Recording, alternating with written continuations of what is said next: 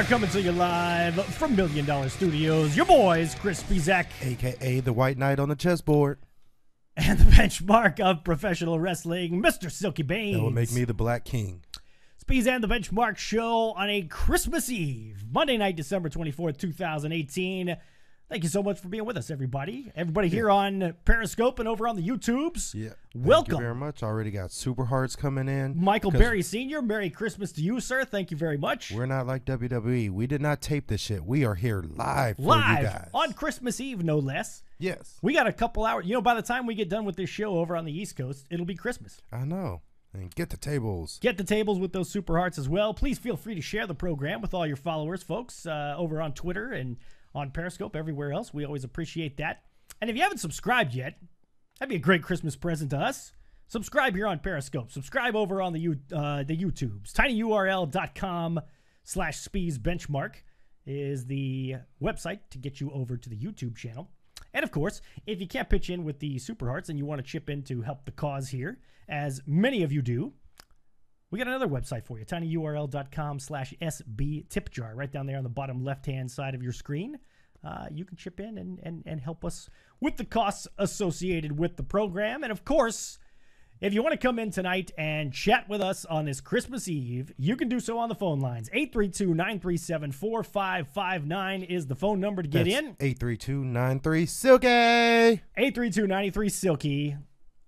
We can talk about whatever the hell you want to. It's Christmas. Yes. We can talk about Raw. We can talk about wrestling. We can talk about Christmas. We can talk about wrapping gifts. The Revival eating that L. God damn it. Hey, I'll tell you what. I didn't get my Christmas wish from WWE, but the top guys did, in fact, put a... You have to admit that was a good match. Was it not? It was a good match. Have questions about hearing loss or hearing aids? Then make sure you check out my YouTube channel. Check out this guy. Who the fuck is this guy? There we go. My little sound effects app wanted to act up just because I wanted to play the freaking Top Guys thing. That's what I get for trying to do that. And now I can't even find the fucking thing. It's Christmas Eve. You know, we're just here. We're doing our thing. Look at this. We're scrolling around trying to find it. There it is. Say yeah. Yeah. And so, Chris, when asked about your feelings on the match, which, I mean, it was a great match, but weren't you a little bit sore that they didn't win? Did you think on some level that they were? I did think that on some level they would win because they are, in fact, the top guys. No. But as usual, you know, the typical shit happens. It's a goddamn abortion and a disgrace. That they are not the tag champions. Thank you, Juanito, for the Super Hearts. And thank you, Jody, for the shares. And Merry Christmas to you, Jody. Happy holidays. Happy Hanukkah. Happy Kwanzaa. Merry Kwanzaa. Is it Happy Kwanzaa or Merry Kwanzaa? What the fuck you asking me? Like you look to the black guy like I'm supposed to know what the Who fuck celebrates Kwanzaa, by the way? African. Okay, well. But I'm not fucking African. Do I look Nigerian? No. See that pause? That was a racist fucking pause right there. Chad Gable kicked ass in that match, but good to see Chad Gable did kick ass. That whole match was great. Imagine that. A match with the Revival that turns out to be great. So... But, you know, hats off to Chad Gable and Bobby Roode. It was a good match. I enjoyed it. Hopefully this is a sign of things to come. And you mean the losing? No. Them putting on good matches, you turd. By the way, shout out to Get the Tables for sending out a tweet with his new shirt. He said, really shocked I got my shirt before Christmas. Thanks again. Thank you, sir. You're the one that bought the shirt. What shirt are we talking about, by the way? Could it be? You know, you're not going to get it in time for Christmas, obviously, but... Bam! Warning, heel turn imminent. It's a fantastic shirt. $20. Hit us up on Twitter at Speez Benchmark. Send us a PM. Let us know. DM, PM, private message, direct message. Which one is it? I guess it's DM these days. DM. That's what the kids are saying. Slide in his DM, people. Slide in the DMs. That's definitely what the kids are saying. And let us know what size you need. We'll hook you up. $20. That's it. And what's wrong with my Cubs hat, Michael Berry? I think it's fly. And it matches my shirt. So. All right, then. That works. Hello to Burt Macklin and Brooke Jackson, two of our faves over on the YouTubes. And thank you, Burt, for being here. It's our pleasure to be here. All right. And also, I'd like to say thank you to all of you guys who tweeted out happy birthday wishes to me. Saturday was my birthday. That's right. Great birthday. Silky's 43rd. You wish. So happy birthday to him. Yeah, badass shirts. I agree, Juanito. Juanito's got himself one as well. So what'd you do for your birthday, Silky? I stayed at home, kept it low key. Cooked some good food. I had to educate you on shrimp and grits. Yeah, because hit us up in the chat room. Do you guys eat shrimp and grits? Thank you, Michael Berry, or excuse me, Mac Diesel for the super Diesel. We appreciate that, and for the shares, yes, as well. But yeah, I can't. Shrimp and grits. Have you in the chat room ever had shrimp and grits? I've never had shrimp and grits. Never even heard of shrimp and grits because I don't really eat seafood. Where are you from exactly? I don't eat seafood, dude. But where are you from? Houston. I've been here my whole life. Yeah, that's just bad. That's definitely a South thing. Okay, well, I'm not a seafood guy, and I'm certainly not a grits guy. How do you feel about the women's tag team titles, says Brooke? That was one of the big announcements we got on Monday Night Raw. Women's tag titles. They've been talking about it for a while. Santa Vince hopped on and said we're going to get women's tag titles. Silky said he's down with it, provided that they don't do a Raw and a SmackDown women's tag team champs. They have one set of women's tag team champions, and those champions can go. That champion can go from to either on show. Both shows. See, look at all these people saying shrimp and grits is phenomenal. Brandon Apter, Michael Berry, homemade by your boy. Adam Awesome says I'm a Southerner and grits 6 different types of cheeses, some bacon, shrimp. Oh, it went down. So it's basically just a heart attack in a bowl, is what it is. It's basically fuck you. It was delicious. Yeah, man. Anytime you got many different types of cheeses and bacon, yeah, it makes really everything better. Made a Philly cheesesteak for lunch. It was. Yeah, I was not on a diet that day. That's okay. That's okay. If you're allowed a cheat day, your birthday's got to be a cheat day. Michael Berry Sr. says the men's tag team title should be the same way. I'm not altogether opposed to that. I'm not either. Because really... But at least, well, no, they don't. So, yeah, that would probably be a better idea. But at least open up for more matchups that we may not see. Exactly. You know what I mean? And we seem to get the same 3 or so tag teams on SmackDown Live. Not that I'm complaining. Those matches are usually awesome. And then the same couple on Raw. Well, now, or they put together some bullshit team like the fucking B team. Rubles. Or somebody else to beat the fucking... Ziggentire. Ziggentire, yeah. Have you ever had grits and maple syrup? Yes, I have. Yeah, Jody says, Jody Mania says that's great. Yeah, it is the bomb. So you need to get your grit game up. I guess so. I'm not a or grits wait, guy. You're white. You probably eat like polenta or some shit. You're white. You hear that shit. Now remember how offended he was 6 seconds ago when I brought up Kwanzaa and looked at the guy that looks more African than I do, and all of a sudden I'm the racist guy. But I could do that. 832-937-4559. Give us a call. 832-93-SILGAY. You want to chat on the phone lines tonight? We'd be happy to hear from you. Listen to your Christmas stories. What's going on? I do my Christmas shopping on Christmas Eve every year. Yeah, like I literally called him today. He's like, yeah, I'm Christmas Eve shopping. I'm like, are you fucking kidding me? I went out at 11 in the a.m. I hit about 4 different stores, one of which was the mall, so there's like multiple places. So about 4 different stops. And knocked all my shit out in about 3 hours. I was home by 2. And then I had to go back out because I forgot something that my boy had asked me for. So I had to go back out and So where's the Silky present? It's right next to the one you got me. I got you something. You didn't give me shit. I did. Raven's Blood says, what is a grit? Here you go. Oh, thanks. It's the the USB drive that was sitting here on the table prior to the show. Thanks for that. Silky can do that. You cannot. Why does the black guy get all the free reign when it comes to racially insensitive comments? Because and I my don't. people went through 400 years of slavery. Son of a bitch. Here we go. Fucking long-haired fucking head shaking Goddamn. piece of shit. I you hit were that just by accident. not on it. Dr. Hughes is here. That's what I was doing. I was trying to scroll down to say hello to Dr. Huge, and thank you for the super arts, Dr. Huge. Merry Christmas to you, sir. When your people go through 400 years of slavery, then you can say what the fuck you want. Your people. Your people. My family's part Irish. Weren't they slaves at some point? Some manner of indentured servitude. By their own people. That's just that white people count? work. That's industry right there. Right there. They're just industrious. Oh wow. We were taken from our home. Ho ho ho! Hush puppies are really good, says Adam. Also. I'm not a fan of hush puppies. Yeah, I'm not a fan of hush puppies either. Not really. But for the most part, Southern food, it's all good. So we got women's tag titles. That was one of the big announcements on Raw tonight. We got John Cena coming on both Raw and SmackDown next week. What do you think about? And Vince actually referred to him as the greatest WWE superstar of all time. John Cena returning to both Raw and SmackDown. be hard pressed to find someone that's got more accolades than him and has done more outside the company. He is to our generation what Hulk Hogan was to their generation and The Rock was to his generation. I was gonna say you like, got to put him him up there. He is definitely the standard bearer. And it was going to be Roman, and I think that's causing a lot of issues probably internally because it was Roman. It was going to be Roman. He was going to take the mantle from Cena, who took it from The Rock, who took it from Hogan. Now, who is it? Who's it going to be? Yeah, Who's going to Dr. take that Hughes mantle? said, not Hogan. What the hell's up? What's up with that, brother? But that's not what Hogan would say.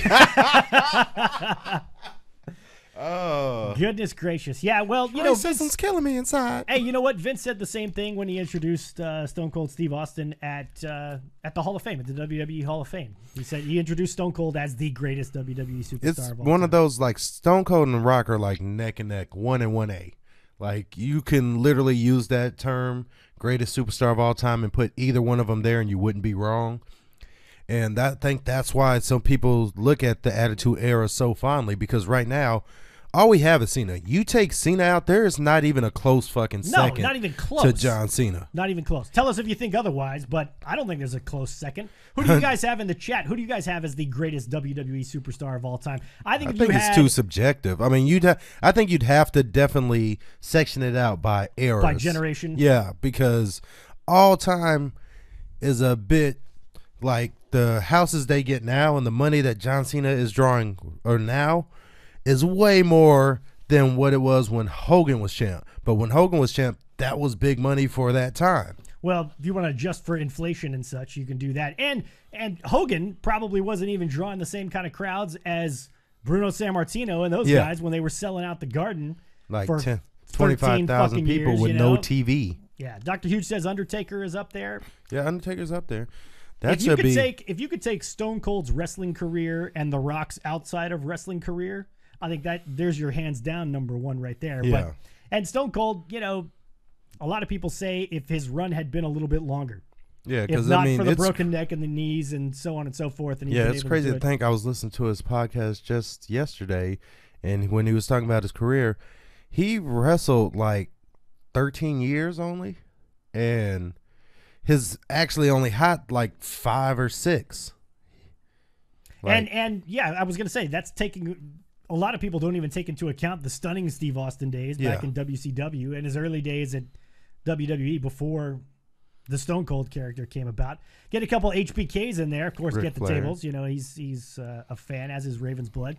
Ric Flair, that's another hard one to argue with. He was so great for so long back when the NWA was a huge deal, and they actually defended that title everywhere. Yeah. So late 90s, Barbaruski was saying Triple H, which. You can I make heard, that argument. I mean, I don't know for the no Goldberg. Yeah, not at all. But I don't know about Triple H for best of all time. Well, I think there is an argument there. I don't know that it's a fair thing to say, but when you think about it in the context of a lot of what went on in the Attitude Era, Jim Cornette said that Triple H wasn't the guy that you booked in the main event. Triple H was the guy that you booked to fight your main event guy. In other words, he wasn't the top draw. He was the guy that you put against your top draw. Which made him, because eventually you do have to win. So, I mean, and I get that. Yeah, Dr. Hughes is right on point. When you talk about statistically speaking, there was no single run greater than what Bruno did. It's not even close. Yeah. I mean, his run was, I think, 12, 13 years, something like that. Yeah, it was a really long time. But I don't, like I say, you definitely, because you have to break that down by the generation, because there's too much to take into account for, because who's to say that, Bruno was on top for 13 years and sold out Madison Square Garden, which is a lot of money with no TV, but then you add TV, John Cena was able to bring more people. Hell, Triple H and Roman Reigns fucking packed 100,000 people inside Dallas Stadium. Yeah, I mean, that's a WrestleMania. People are going to come to WrestleMania, I think, regardless of who the main event is. 100,000 people. No, I agree. 100,000 people. If people hated, like, as much shit as WrestleMania 32 got, if people hated it so much, there wouldn't have been 100,000 people there. Because people were down on that soon as it was announced. Because there were so many injuries in Yeah, I mean, WrestleMania 32. So many guys were out. Yes, so many of them were out, and yet you still 100,000 people still showed up for that. Brooke says Hogan's lost a lot of respect because of the racial slur thing, and you know, I agree. A lot of people are going to not put him up there because of. But issues. see, I get that, but I'm all for giving credit where credit's due. And if it wasn't for Hulk Hogan, we wouldn't be here right now. So say what you want. Like, yeah, do I have respect for him as a person? Not really. You can say he's a shitty person, but yeah, he still is had an amazing impact on and that's the thing with this business. I've met a lot of people who are really shitty people, like on a very personal level. Like, they are horrible. Yeah. But in the ring and their accomplishments, they're phenomenal. Well, Shawn Michaels is another guy who was not very well liked by a lot of people. He was a very shitty person. Let's not sugarcoat it. He was a shitty person. And then he got Jesus. Yeah. And became less shitty. Who cares about Terry and his small penis? That's right, because Terry Bollea's penis not nearly as big as Hulk Hogan's. Okay. God damn it, Dr. Hughes. That's what Doc talks about quite often on his show. Oh, yeah. Did you ever get the chance to listen to that Gawker trial, that podcast I told you about a while back? I started to watch a documentary. They have a documentary on Netflix about that whole trial. Oh, man. That was the craziest thing, is that his whole argument is that when he was describing how long his penis was that Terry Bollea does not have a 10-inch penis, but Hulk Hogan does. That's what Dr. Hughes is talking about. That's just fucking crazy to think about. Like, how is that even an option for your argument? You should fire whoever is on your legal team that told you to argue your character has different body parts than you. That's right. And this is Christmas with Speez and the Benchmark, folks. This is what we do. This is what we talk about here on Christmas. Jingle bells and hot dog day. Jingle balls and so on and so forth. So, because I imagine, with the tannins, probably looks like a hot dog. Yeah, I'm not gonna go there, but skin of a hot dog. That's why Dr. Hughes has got the hot dog logo for his program there. Probably, I don't know. I'm just spitballing here. So, John Cena will be back for both. And a shout out to Chris Jericho as well. Get the Tables brings that up. Here's my thing with Jericho. Jericho's over romanticized in my view. He just was, to me, even when he held the top title, I never thought of him as the top guy. Yeah, no, because it really wasn't about him. And that's to take nothing away from him. And if you talk about longevity in terms of being on top for a long period of time and putting on great matches for a long period of time, but I don't feel like he was ever the guy. Yeah, he wasn't. Because what's the big deal about the fact that when he first won the Undisputed Championship or whatever championship it was, and what does everybody talk about? They talk about he beat The Rock and Stone Cold in the same night. So it's like the two guys that he beat. And then when he lost it, he lost it to Triple H, and the whole storyline was really more about Triple H and Stephanie than he was just a side piece in that whole feud. So I'm not trying to knock Chris Jericho. He is great. The guy's amazing. Yeah. He's still amazing. Ability to stay on top and stay working at a high rate that he has for so long. But let's not act like Chris Jericho wasn't, like, pretty much the whole reason he left WCW is because he was just like curtain jerk. Yeah. Because he was a cruiserweight. He was a cruiserweight guy. Yeah, he was cruiserweight, and they weren't finna push him aside for like Hogan and Macho Man and all that. And that's why he came to WWE. But when he came, it wasn't that. To me, it took him a while to get to where he got in the world title reigns and everything like that. It's not like he came into the WWE and immediately was like the world champ. Yeah. We also had a Raw Women's Championship match tonight. Ronda Rousey against Natalya. And the match wasn't that bad. Yeah. It wasn't that bad. The only thing that irked me, and I think I tweeted this out after the match was over, Ronda's got to hang on to that arm bar until the person taps. Yeah. She started to let Natty out of that arm bar, and then Natty tapped real quick like, shit, she's letting me go. They really played up the emotion between the two of them and so on and so forth. A lot of people saw a heel turn coming from Natty, but it didn't happen. Yeah. But, not altogether great match, not an altogether terrible match. It was a decent enough match. It's good enough. It's passable for Raw. I think overall, Raw was fairly entertaining. I mean, nothing, I thought the tag team match really stood out. That's not just because I'm a Revival mark, but that was a really, really good match. Yeah. The triple threat match was really, really good. Finn Balor, Dolph Ziggler, and Drew McIntyre. We also got an announcement that we'll get a steel cage match next week on Raw. Those are fairly rare. Yeah, but, I mean, my whole thing with that is that whole feud is like... kind of ready for that feud to be over and done. Yeah, or they should pick a pony of which feud, because it's like he's fighting with Finn, he's fighting with McIntyre. I mean, McIntyre's fighting with Finn and fighting with Ziggler. Yeah. And then they cross over like now, just last week, I think it was Finn fighting Ziggler. Like, it's just, there's no title. Like, there should be no need for like this 3, tiered feud for nothing besides to push over Drew McIntyre. Yeah. Well, and Finn Balor got the win earlier tonight, and folks were saying, hey, maybe this is a turn of the page. Guys like Finn Balor, guys like the Revival, folks on the interwebs have been clamoring for those guys to get pushed for a while. So, you always got to be happy when the Revival are getting pushed, because it's about damn time. Say yeah! That they get their push, as well they should. Ronda's facial expressions during the match told the story. I agree. I think she still kind of overacts from time to time, but within the context of that match, I thought it worked. They would put on good matches in a pre-tape show. Yes, exactly. Maybe because of what we talked about last week about the ridiculous schedule that they have when they write these shows. Don't you jinx Finn. Don't be Anthony. Yeah, that's, Get the Tables proclaimed that it was going to be Finn Balor's year, and then he just went in the shitter and never won anything and wasn't even on the damn show. Was fighting Baron Corbin for 6 months in a row. And brought the demon out for Baron fucking Corbin. But did not. Brought the demon out for SummerSlam, to be fair. Brought for Baron fucking Corbin. But then you get a title match with Roman Reigns and you don't. It was kind of an impromptu title match.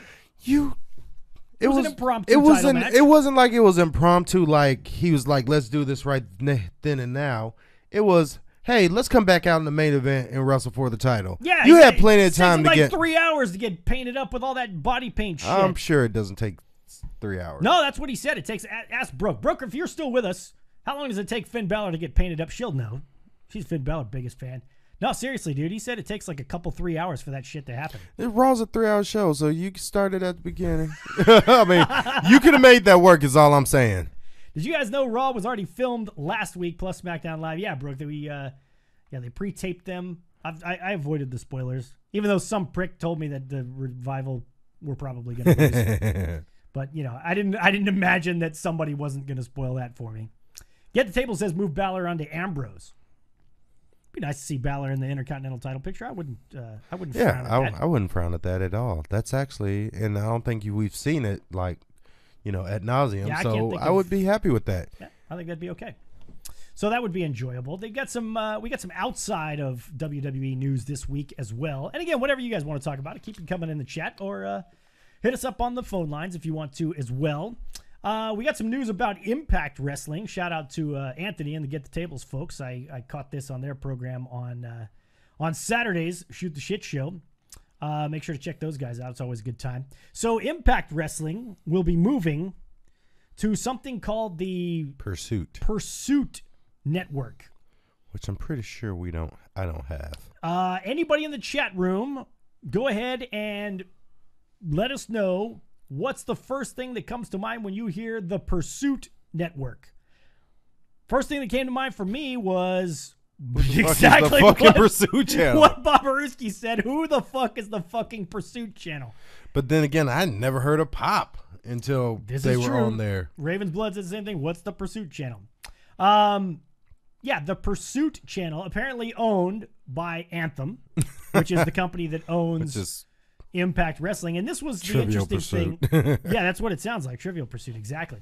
One of the things that I read was that there was, and this is why you can't buy into wrestling rumors. And this is another thing I appreciate about Get the Tables, and give those guys a follow on the Twitters at Get the Tables. Good guys, Anthony and them do a great show Tuesdays and Saturdays. This is one thing you can't take wrestling rumors seriously at all, because allegedly folks like True TV and WGN were allegedly interested in Impact. Why? And Impact, first of all, Why? they moved to a channel that's owned by the same company that owns Them. the fucking the same overarching company that owns Impact, owns the TV station that they moved to, and they got put in a shitty time slot. I think they're going to be like late, and Anthony can confirm this for us. I think they're going to be like 10 p.m. Friday, like after SmackDown, whenever SmackDown moves to broadcast TV. How worse could it actually get? Because before they were coming on Pop after fucking Young and the Restless. So you can get your Victor Newman on, and then you can get your Pop, your Impact. Jody's in pursuit of trying to find the fucking channel right now. Yeah, it's on a lot less cable providers than Pop for TV. The channel has a guy holding a gun. Yeah, apparently it's a hunting channel, but primarily a hunting channel, and like the outdoors channel and shit. the folks at Pursuit thought a lot of our people who watch our channel will probably also like wrestling. In other words, fucking country bumpkin rednecks is what they're saying. Is probably going to be the type of folks that will watch pro wrestling. So, and Get the Table says correct. It's going to be on late on Friday night after SmackDown, whenever that moves over to Fox. Cops says Juanita. Yeah, it'll be after reruns of Cops or something like that. It'll be totally ridiculous. Oh, God, that's so bad. This is not a good look at all. Daniel Price, welcome to you, sir. We delivered the outdoors. Yeah, it doesn't look good. Daniel Price over on the YouTube says, hardly anyone had Pop.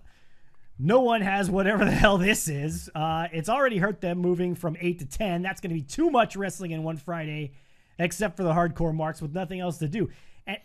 And that's the thing. Are you going to set up 4 hours of your Friday night? First of all, it's Friday night. So it's not the greatest thing in the world, even for WWE, aside from the fact that they're on a fucking major network, which is great for them. But, I mean, you got to be pretty fucking hardcore to sit. You got to be hardcore to sit through 3 hours of one program, let alone 4 hours of two separate programs, and it's on a Friday night. That's a killer, man. Yeah, that is a killer. Probably not doing that. Bob Baruski says their social media accounts are honestly filled with a bunch of right-wing nutbags as well, which doesn't surprise me. You know, it's usually the lit man is not to pigeonhole the hunting crowd. Yeah, but they are generally. Well, I'm just gonna pigeonhole the hunting crowd. They're usually more right-wing fucking gun nuts and things like that, and they like their wrestling too. So more power to them. Shout out to you, Lit Mantis, for the Super Hearts. We appreciate that. Merry Christmas to you and yours, sir. Thank you for joining us. So I just don't think this is a good sign for Impact, man. No, it's really not. I mean, it's so not bad. nail in the coffin bad, because if it's you've got pretty fucking close. If though. you've got Anthem behind you, oh well, yeah, that's true. That's going to be helpful. But you know, Bob Aruski says, imagine a vegan alley wrestling on a channel that hunts animals. Nice. But see, you'd have to watch Impact enough to know Allie and know that she's a vegan for that to be really funny, because nobody knows them. Yeah, man, I'm not saying everybody that owns guns is right-wing crazy, but you know, to say that a good majority of them are is not too far out of bounds, I don't think. But you know, I'm the racist guy, according to Silky. Yes, he is. Wrestle Kingdom or something like that, sure, I'll set aside a Sunday morning for it. Lackluster WWE and not enough eyes on their potential impact? No, says Daniel Price. And you know, I don't think a lot of people are going to disagree with you on that one. Now, we also had a rumor, and again, this is just a rumor, that Cody and the Young Bucks, which All Elite Wrestling apparently put in another trademark for a name that folks seem to think is going to be one of their maybe pay-per-view shows or one of their big shows. I can't remember the name of it off the top of my head, but that was out there as well. So it's looking more and more like All Elite is definitely going to be a thing. Not like that would be any big surprise at this point, but there was a rumor going around, and I don't know where this started, or probably PW Insider or Dave Meltzer, because that's where all this shit starts. One of their guys heard from somebody that the Bucks and Cody turned down a 7-figure deal with the WWE.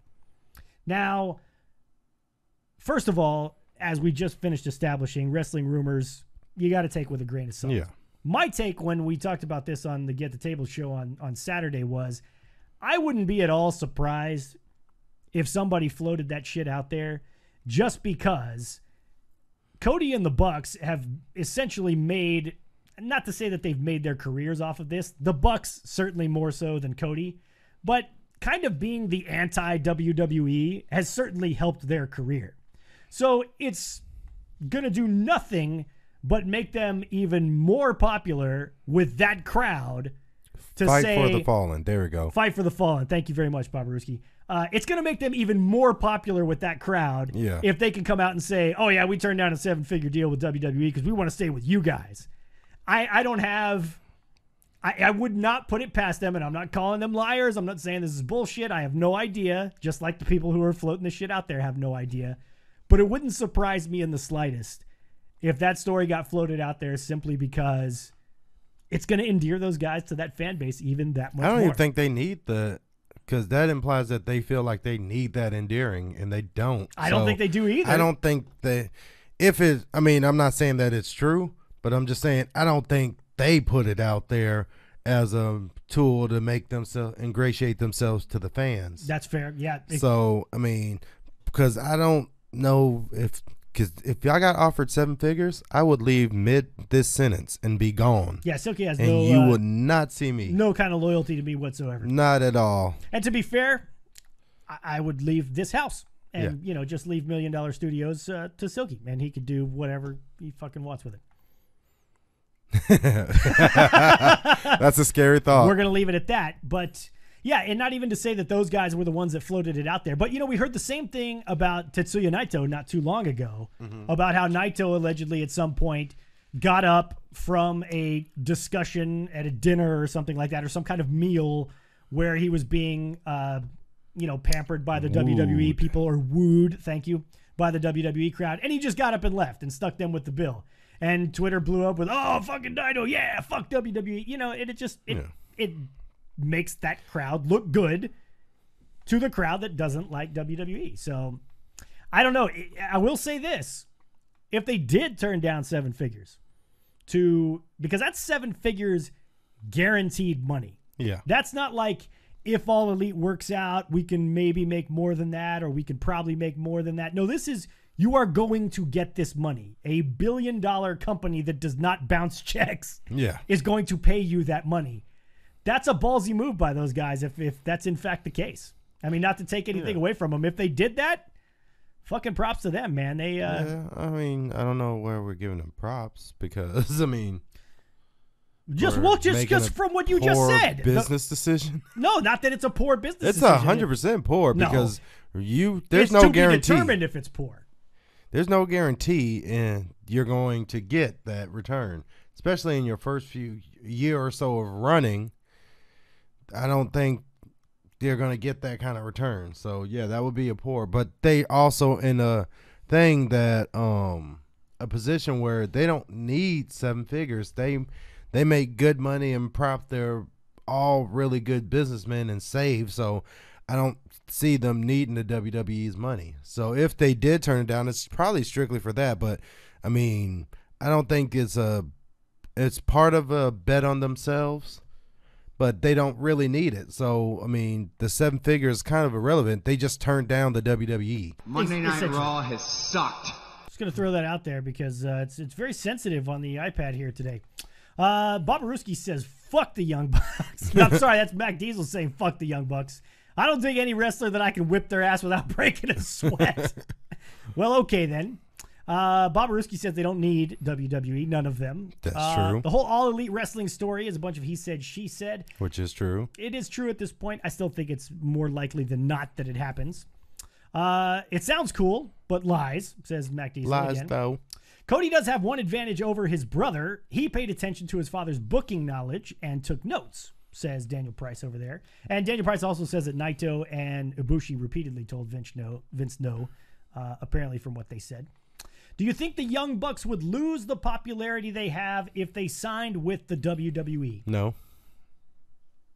I think it would take a hit in the short term. I don't. But and really, the more I think about it, fans are all fair weather. No offense to, but the same people who were, put it like in the context of this, same people who were like, fuck Roman Reigns. Every turn, chanting boring, chanting CM Punk, Trying chanting to get whatever. that motherfucker fired, yep. Yeah. When he came out and said he was dealing with leukemia, they were just like, oh, prayers go to Joe. We've always loved him. Yeah, I just hated that. I just didn't like the character. I separate the character from the... Fuck you, man. Yeah. You were trying to get the character fired, but Joe was going to hang on to his job? Fuck so, that. those same... I say that to say those fans that were like, fuck WWE, fuck WWE, Young Bucks for life. As soon as they sign, man, I can't wait to see the Young Bucks. Think of the matches they'll have with the Usos. Well, and here's... Yeah. I say even more likely than that, it's a no-lose situation for the Young Bucks, because what happens if the Young Bucks come to WWE and they suck? What do Young Bucks fans say? It's the WWE. WWE fucked them. Mm-hmm. WWE doesn't know how to book them. WWE is burying them because they're jealous of them. They can't possibly lose. There's no fucking way that the Young Bucks come to WWE and their fans go, "Oh, these guys weren't as good as we thought they were." No fucking way. Same thing that's happened to Finn Balor and AJ Styles and the Club and Shinsuke Nakamura. I wouldn't say AJ Styles in that. Well, AJ Styles, yeah, he's the exception. But definitely the Club. Definitely the Club. Definitely Shinsuke Nakamura. I mean, so many guys that come over from other promotions, they don't get buried because, people say, "Oh, well, shit, maybe he's not as good as I thought he was." No, it's WWE doesn't know how to use them properly. Yeah, so it is a win-win. That's a big risk on their part if that is in fact the case. Also, Cody not long ago just got out of WWE. Why would I leave you? Have better bookings than return. Yeah, maybe so. Money. That would be the answer to that. This is money. True. Samoa Joe's another one that we call on there. Yeah. That fat bastard, you call him Sloppy Joe. Sloppy Joe. Sorry about that. We got to make sure that we get Sloppy Joe in there. We're not hearing Kenny Omega's name in here with the rest of these guys. I think he's actually kind of not fizzled out, but like he was the hottest thing, and rightfully so. He was top of PWI, top 500 wrestlers. But as of late, he's kind of fallen to the wayside because this is all about, notice Cody and the Bucks did All In. It wasn't Cody and the Bucks and Omega. Omega, it was never like, it was almost painfully obvious that it was just Cody and the Bucks. Did Omega, I know he used to. Is he exclusive to New Japan now? Or does he still come back and wrestle Ring of Honor? Because I think now he's exclusive. Like, because Final Battle was the last for everyone, right, except for Skrull. Well, I know Cody and the Bucks had been appearing with Ring of Honor all this past year. I mean, we saw them when they came down to Texas earlier this year. But yeah, I mean, Kenny Omega is noticeably absent from all of these talks, and some folks are talking about maybe he's the one that comes to WWE. Do you think it's a given that he goes wherever the Bucks and Cody end up? Yes and no. Like, that's an interesting question. Because, yeah, I mean, it's an interesting. I think if comes down to WWE or All Elite, I think he goes WWE. Just because of he's done that before. He's been like the cornerstone of a business and helped build them get their name up. I think he wants to go test different waters. Is he a little older than the Bucks? He's what, mid-30s? Yeah, he's about mid-30s. So I mean, they're all around. I don't know exact ages, but they're all around the same age. Okay, that's what I figured. What's up, young Raph? Good to see you, sir. Merry Christmas to you. Happy holidays. At the moment, he signed an exclusive deal with New Japan, says Daniel Price on Kenny Omega. And he says if Daniel Price seems to think if Omega drops the belt to Tanahashi, he's gone.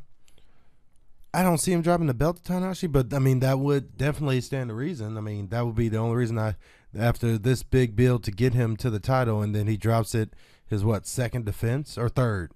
Because he defended against Cody, he defended against Ishii, and I think that's it. I think that's it. It's been a rather lackluster title run. So I would say probably the same thing. Yeah, he would be gone and I think that him and WWE, I think, would be a good fit. Thank you, Young Raph, for the super chats, by the way.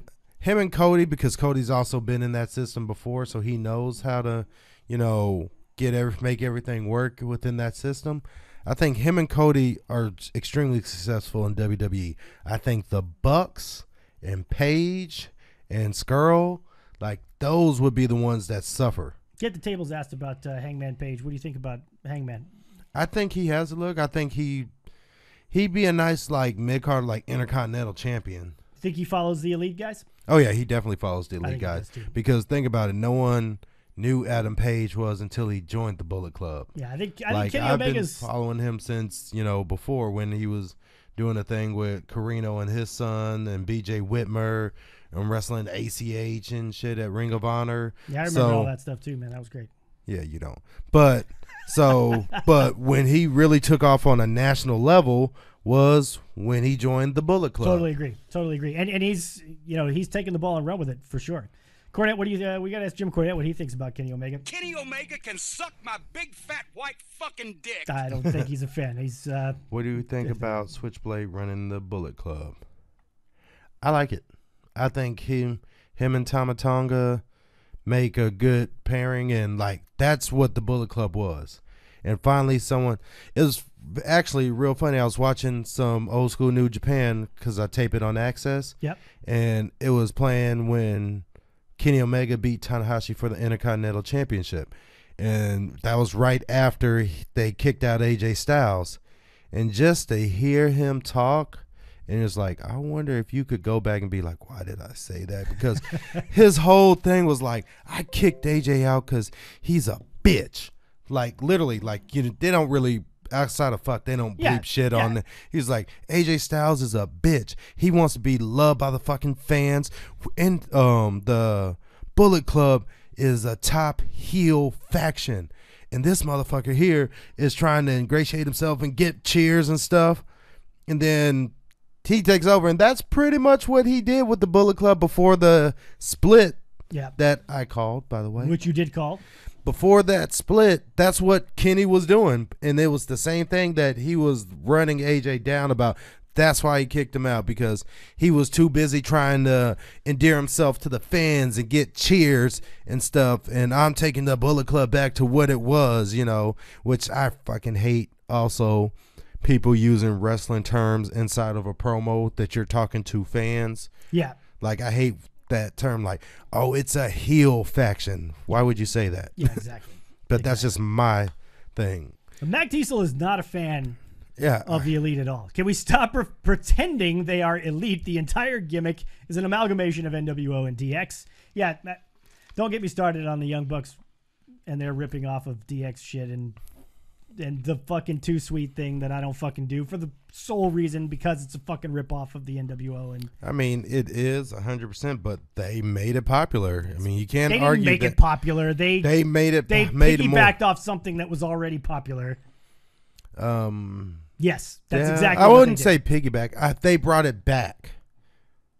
No, I'm they not brought sure it back. ever really went anywhere. I'm pretty sure it did. Yeah, every time I went to a wrestling show, some Mark fans doing that. Not this guy, but that's how it goes. Bullet Club got too diluted and faction-lated like the NWO did. That was exactly what we were saying, Daniel Price. It was So that's why I like the split with there's no more when they cut those guys off. So it's just one Bullet Club that operates like the original Bullet Club. You don't need all that other bullshit for sure. I think the Bucks would do good in WWE, but Skrull and Page would get buried. Yeah, Page, I don't know. I think Page has, because of his physique and his athleticism, would do shit in WWE. He'd be a great cruiserweight. He'd be a 205 live guy. Yeah, he would. Maybe SmackDown. Because that dude is fucking small. Me and Silky met him up close. He is small. He's my fucking size, and I'm small. I'm 5'9", and that guy's fucking shorter than me. Yeah, he's definitely shorter. So I don't see him like Skrull being the, outside of like cruiserweight champ or at best SmackDown US champ, some shit like that. Which, I mean, he's got the talent, but it's size. Isn't he the only one that still got a contract with? Yeah, Ring of he's Honor? the only one that did not leave Ring of Honor. He's still got his contract going. So we'll see. And also, shout outs to our boy.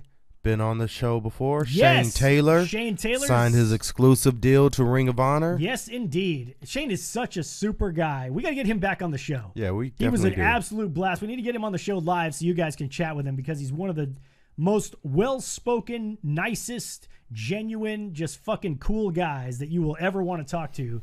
And yeah, I was super psyched when Silky texted me and told me that Shane had signed the exclusive deal with Ring of Honor. So shout out to you, Shane Taylor. Good for you. Hard work paying off, man. That's awesome. That is awesome. I think the Bucks, we already said that. Page isn't cool without his rope, says Young Graf. Bob Maruski says at least Bullet Club don't have a Vincent. That's true. That is true. Skrull is money. He trolled Jushin Liger like a master. He's got some... he has his moments, like when they use him right in New Japan. In other words, when he doesn't sing fucking pop songs after he's done and actually acts like a villain instead of a fucking karaoke singer. Yeah, he like what he did in when they were doing the tournament or after Ospreay. Oh, that was great. When it was supposed to be Ray and Ospreay, and Ray got hurt, and then he wrestled Ospreay, lost.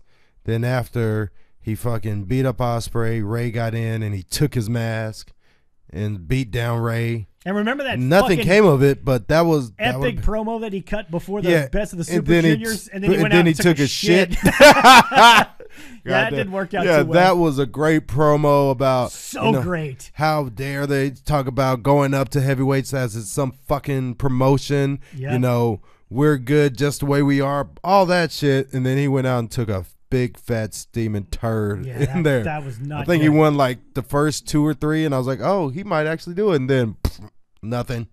Raven's Blood says Shane Taylor's a badass. Great match with Jeff Cobb. Jeff Cobb's a badass too. I enjoy the shit out of that guy. Young Raf wants to know if Shane Taylor has a brother that wrestles. You would know better than me. No, he does not have a brother. I mean, he tagged at Booker T with this guy Tyree Taylor, and they were billed as the Taylor brothers because they were big, black, and they did kind of look similar. Okay, I got to Former interview reality wrestling tag team champion. Daniel Price says he got to interview Jimmy Valiant. He trained Paige, very cool guy. Cool.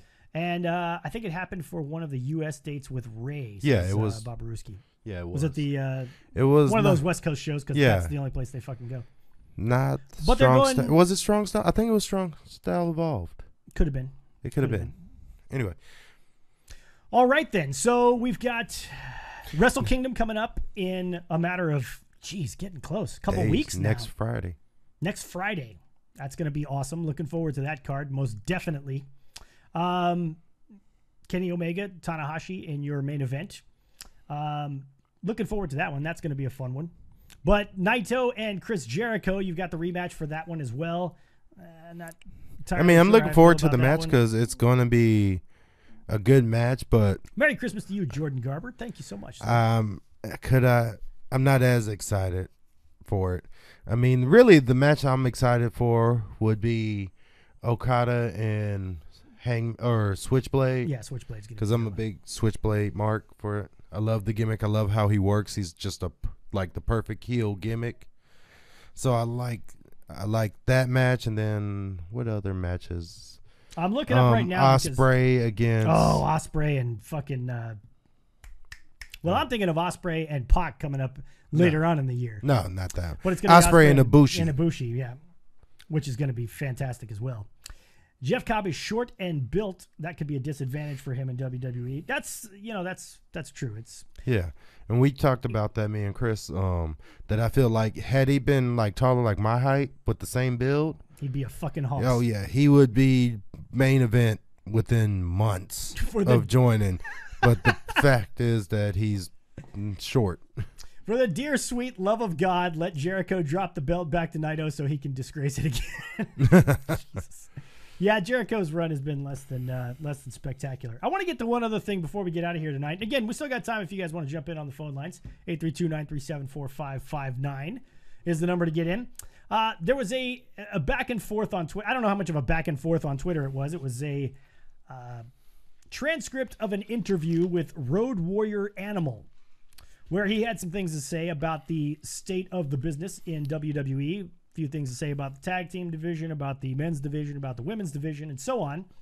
And he came to cross paths with a certain Becky Lynch. The man. And I just want to read to you guys a transcript of the tete-a-tete. An interview that was transcribed by the folks over at Wrestling Inc., I believe it was. WrestleZone. My apologies to WrestleZone. This is what Road Warrior Animal had to say about Becky Lynch. This is a quote. I would let her, Becky Lynch, back off the man thing and let her just be a pure white meat baby face that doesn't quit. Those are the kind of baby faces that work. When you come out there with the attitude and strutting your stuff like she's some kind of tough guy, come on. Jesus Lord, anybody that's ever been in a fight can see right through it. And I'm just being realistic because that's what works in this business. You've got to shoot and work the shoot, and right now they're not taking advantage of their stars who are stars. He's not a fan of the fact that we don't necessarily have clear-cut heels and baby faces. Let me back up a little bit here because he talks about that in the previous paragraph. If the McMahons are really listening to the fans and they want to do what they have to do to make the fans happy, you've got to have a line drawn in the sand on who the bad guy is and who the good guy is. That's what the fans want. They want something to believe in. They want someone to cheer. They want someone to boo. They want someone to hate. You can't change the wrestling business that's been based for 150 years on this kind of principle. Now all of a sudden you have good guy versus good guy. Come on, they have to have a line drawn in the sand because when you make it too confusing for them, they can't cheer for Asuka in the same way and all of a sudden cheer for Becky Lynch in the same match. You just can't do it, and it ends up making the match horrible. So, WrestleZone tweeted out, Road Warrior Animal thinks Becky Lynch should drop the man gimmick. And Becky Lynch quoted that tweet and said, the first 4 words of this tweet are incorrect. And the first 4 words of the tweet being Road Warrior Animal thinks. So Becky Lynch, once again, taking her shots on Twitter, which she's been mighty good at. Up to yeah, this and you didn't read that part.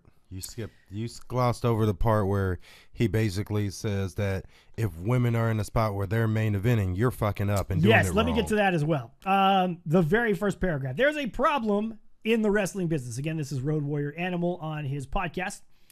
There's a problem in the wrestling business. Yes, the women's movement is growing, but when the women are the main event and they have the best matches on your card, there's an issue. Boom. Now, a lot of folks took umbrage with that statement that when the women are the main event and the best wrestlers on your roster, that there's a problem. You can't say that in this day and age. No. Number one. No, he's entitled to think that, but just think about your reaction when we talked about this before we went on air about how Becky Lynch was basically talking to a legend like Road Warrior Animal, and I was the one telling, he basically said women shouldn't main event in any capacity, and the fact that women are in a position that they can main event shows means that they're doing it wrong. So, I had no problem with that. If you look at it from a historical perspective, I can't think of a time in history where the women on the roster have been a bigger deal than the men. So if you're looking at it from a historical perspective, he's not wrong. No, he's 100% wrong. You can say, based on the way the wrestling business has been forever up to this point, if the women are the best thing going on your roster, then there's something wrong. That's not factually incorrect. That is factually incorrect, or that is just incorrect. No, I'm just saying 100%. It's not factually incorrect. No, because you can't say that it's factually correct because of the fact that that's one man's opinion. That's subjective whether or not wrestling is good because the women are main eventing or not. No, I'm not saying if it's good. I'm just saying. Or whether they're doing it right. There has never been a point. What I'm saying is there has never been a point, and correct me if I'm wrong, and chat, feel free to chime in. I can't think of a point in the history of wrestling where the women on a particular roster were a bigger deal than the men. And I'm not trying to defend Animal here. TNA. You think TNA had TNA, the knockouts? Go back to that Kim's time. Was there, yeah, when Gail Kim and Awesome Kong and Angelina Love and the Beautiful People, the ODB, they were all bigger deals. That was literally the only shining spot on a TNA show was those women matches. So it has been done before.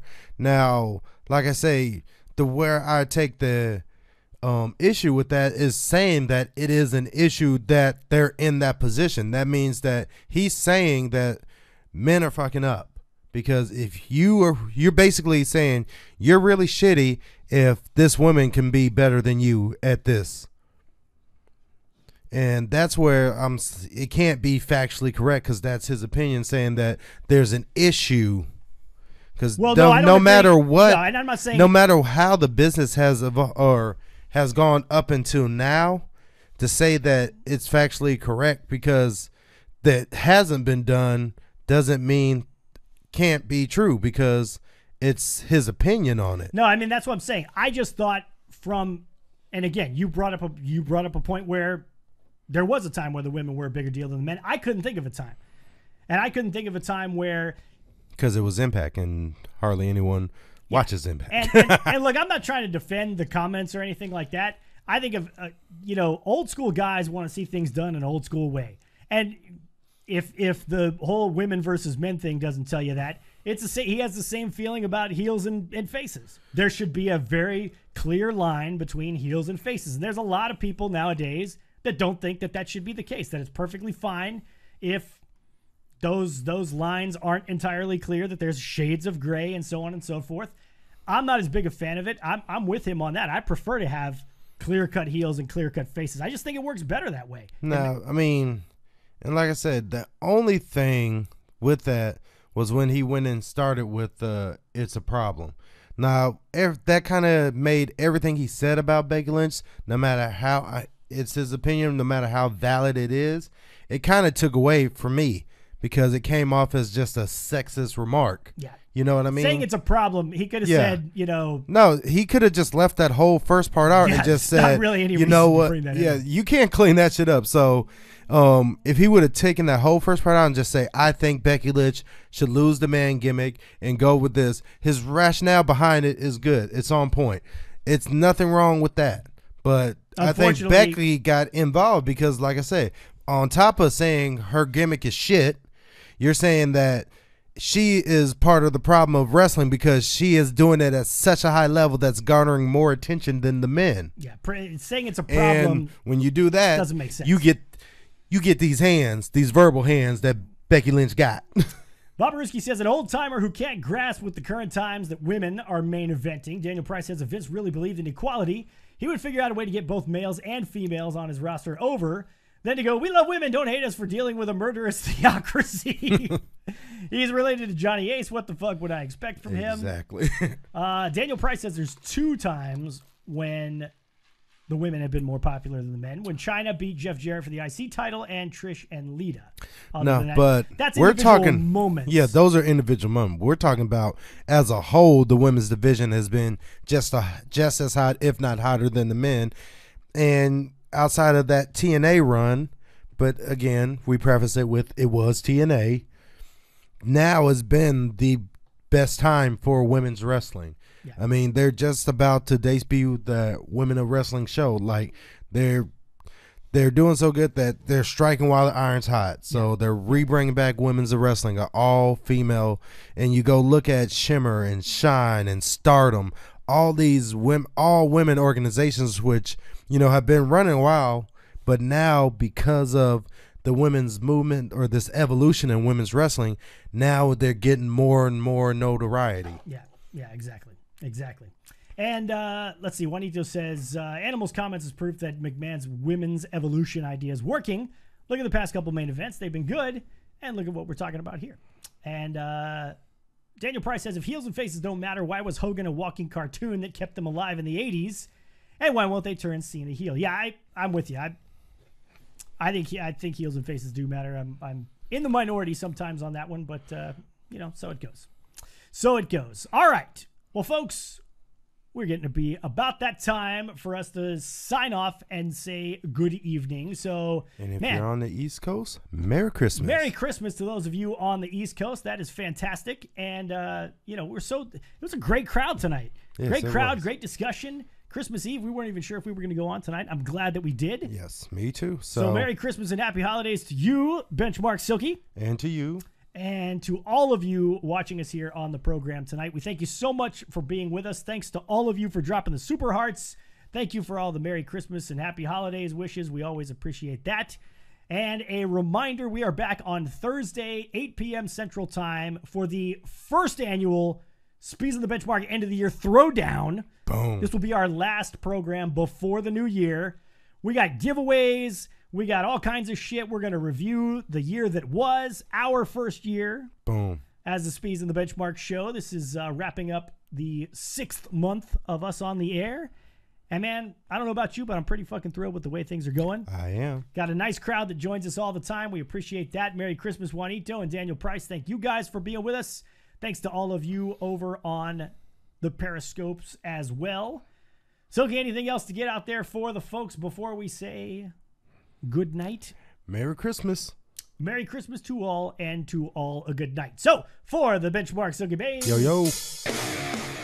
Chris Bezak, we thank you so much for being with us here. Happy holidays. Merry Christmas from your boys here at the Speez and the Benchmark Show. We'll see you Thursday night at 8 p.m. Central.